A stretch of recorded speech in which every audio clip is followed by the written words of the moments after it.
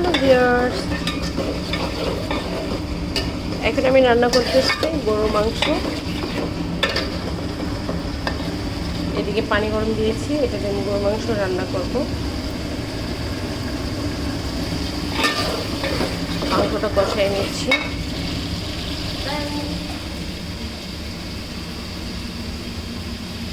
দেন এই গরুর মাংসটা আমি দিয়ে দেবো।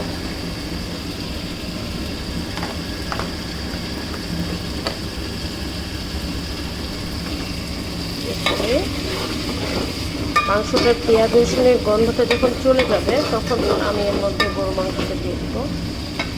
আর এখানে আমি মুরগি রেখেছি রোস্টের জন্য, এগুলো আমি রোস্ট করবো। এটা শেষ করে নিয়ে তারপরে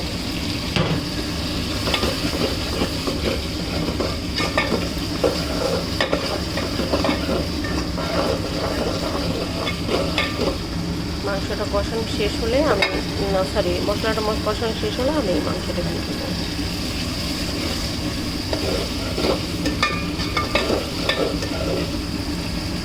থ্যাংক ইউ ফর ওয়াচিং।